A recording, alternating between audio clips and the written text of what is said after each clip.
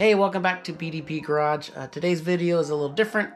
I've got a little short story of, I would call it online intrigue, or I don't want to call it credit card fraud yet, but let's call it online seller hijinks, or maybe a little bit of sketchiness. So as you can see, I am building, this is an enchanted rose for a children's show called Beauty and the Beast. You've probably heard of it. My wife does a little production company with kids that does this, and so the idea behind this is that this is a rose, and a magic rose that drops its petals one by one, and if someone doesn't fall in love by the end of the show when all the rose petals are gone, that's bad news. So one of the obvious ways we could get this to do that was to buy, get a little electromagnets, and the idea was we'd get a rose petal and stick a little piece of steel on here, and then we'd hang it up here, and during the show these magnets would be on, holding all these rose petals up, and then we'd cut power to each electromagnet, and the petal would fall. So sounds like a good idea, but turns out the duty cycle of normal electromagnets is only, it's not very long. Duty cycle means how long it can be powered on before you have to turn it off, otherwise it overheats and melts. And so these things could be on maybe 5 minutes before they overheated. And so that's not going to work for a 2-hour show. And so what they have is that they have what's called permanent electromagnets, and that's what this is, and it's the opposite of a normal electromagnet. So what this is its electromagnetic field is active when there is no power. So you can see I can hold this razor blade on there, and there is no power. And the idea is when you apply power to the wire, or to the two leads, it disables the electromagnetic field, and whatever's attached to it drops. That would actually work really well, because we could have these up here for hours, and they, the magnets would be holding on, and we just have to momentarily drop power to each magnet, and it would the rose petal would drop. That'd be great. So I found Amazon. I found a pack of 3 of these, and I think they were $15 each. So it's, $45, $50 with tax and all that stuff for 3 of them. But I got 8 rose petals, and I needed, at least 5 more. And so oddly enough, this was a very, very hard magnet to find. There was only 3 that I could find on Amazon. Amazon didn't have anywhere else. And so I found another place online that was advertising the exact same pack of 3, and it had the exact same description with broken English and things in the description. So it looked like it was a copy and paste ad from Amazon somewhere else. And I thought, well, maybe the company, obviously they come from China, and English isn't first language, and so no big deal if there's some copying going on there. But it struck me as a little odd that it was the exact same, looked like the same picture and same everything. And so I decided to order it, even though it was on Kmart Marketplace. I almost don't want to say the name, but that should have been a little bit of a red flag to me. But so I ordered it, and the 3 I ordered from Amazon, they came very quick, a couple days later. The second order that I got from Kmart said they shipped, next day. And so I thought, oh great.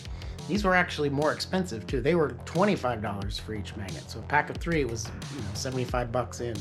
All in. Shipping, they said, here's your shipping tracking number. It's coming in, and it'll be here, I think it was February 2nd or something like that.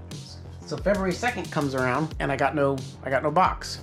And I get an email from Kmart online marketplace saying, hey, your order's been delivered. And I thought, oh, that's great. It's probably, sometimes, if they ship with the post office, sometimes the post office, their tracking is not very good, and they'll say stuff has been delivered even though it hasn't been delivered, and it'll come the next day. So I waited another day just to give it another day. Still nothing showed up. So I went and I tracked, and I looked up online, what's the tracking number, where's the proof of delivery, did it ship to the right place? And I was able to get into, it was shipped by FedEx and UPS, so they both had decent tracking things that you could look up. And I could look up the tracking, and it said it was delivered to the city that I live in, but the address was blank. And so I'm going, what the heck is going on? So obviously there's a mistake going on. I'm thinking in my head still, I'm being charitable to whoever's shipping this. It's Kmart. I figured if there's a problem, I can find a store somewhere, and there'll be a person I can talk to resolve it.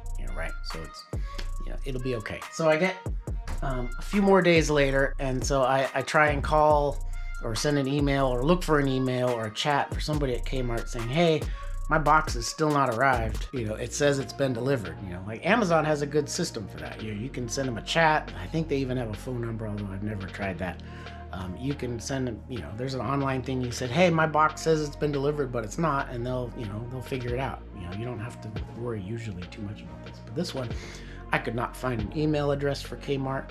I could not find an online chat. There was no phone number. If you go to their website, it says, here's a phone number you can call, and you call the phone number, and it says, go to our website to figure out, you know, if there's a problem with your order. And the website says the same thing back to the phone system. So it's like a big circular argument there with them. So Kmart's no help yet. And so it's been a week after these items were supposed to be delivered, and they're still not here, and they say they've been delivered, and I can't figure out who to talk to.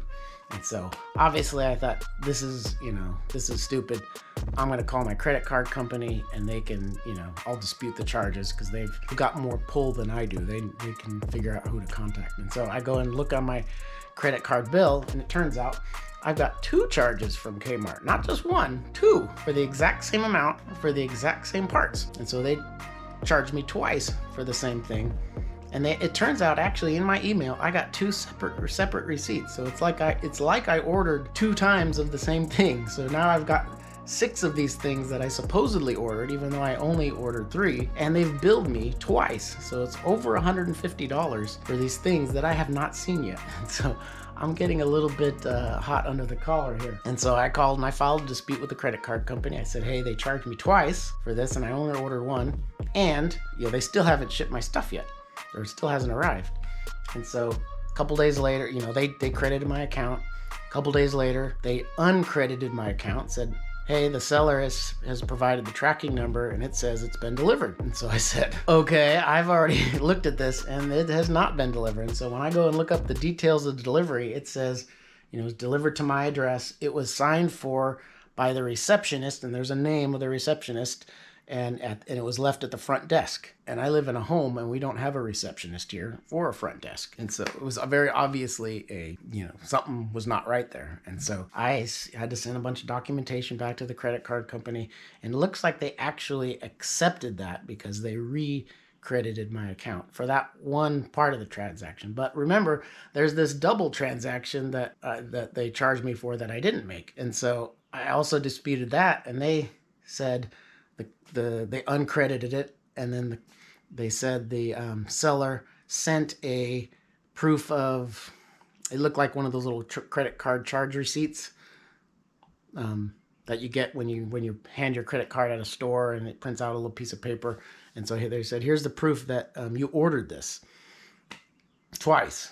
And so that was obviously wrong. And so I tried to dispute that, but credit card company says, we don't have any way to prove one way or the other.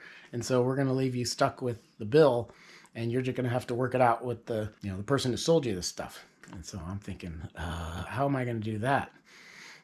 And so I've been scouring online, and then in the middle of scouring online where to contact these people just to figure out what's going on. And in the middle of that, I get a package in the mail, and it is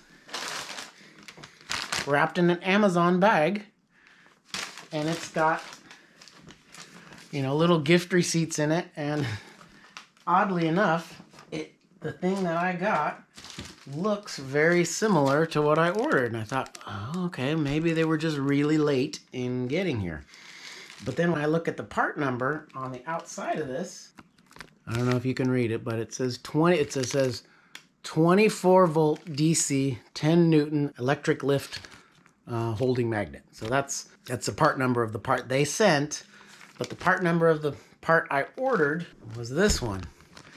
And this is 12 volt electric lifting magnet, and it has a little note about the magnetic field being active when the power is off. But the one they sent me doesn't have that note, and it's 24 volts, and I need 12 volts because I've got a 12 volt power supply that's going to work with this system. And so they sent the wrong part. And so they sent me a pack of 2, even though my order was for 3 of some other part number. All right, this video is getting too long already, so I'm going to split it into a part 1 and part 2. If you want to watch part 2, click up here. And if you would like to see how the rows turned out, click over here.